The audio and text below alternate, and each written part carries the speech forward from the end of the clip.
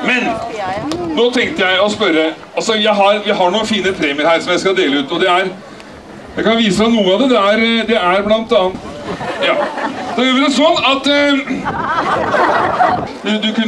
du kan få en bil som det står, du så kanskje ikke det?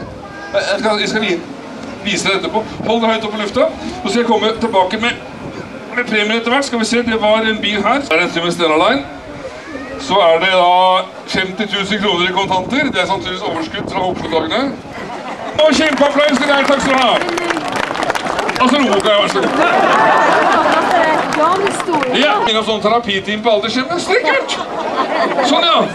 Og så senk hånda bare sakte ned sånn. Sakte ned. Og sakte opp igjen, kom igjen. Sakte opp, og litt fortere ned. Og fortere opp, og fortere, fint. Ha det riktig bra alle sammen. Takk for deg, Strengen.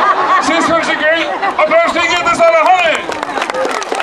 Det skal være så mye, men det jeg angrer på at de ikke gjorde da jeg var ung, det var å gifte meg med en arkeolog, for de så glad i det gamle nå. Dess mer de roter, dess mer finner de. Så den tror jeg skulle gå seg for å si alderstrygd. Ja, men det får da ikke du, sier kjæringa, for da jo alt for ung. Jo, da han kommer med at ha fått trygd, han. Så sier kjæringa, hvordan greide du dette, sier han. Jeg visste fra med seg grå håret jeg hadde på brøstet, sa han. Ja, da var det synd, sa kjæringa, at du ikke knappte opp litt lenger ned, så fått uførestrygd med en gang, sa han.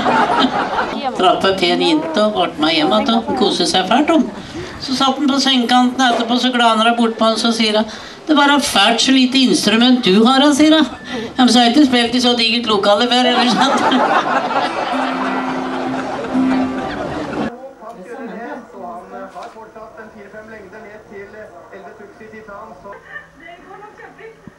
Gratulerer så mye. Tusen takk for det.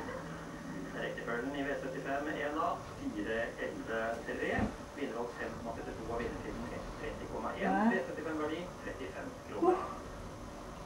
Herregud, at den klarer seg så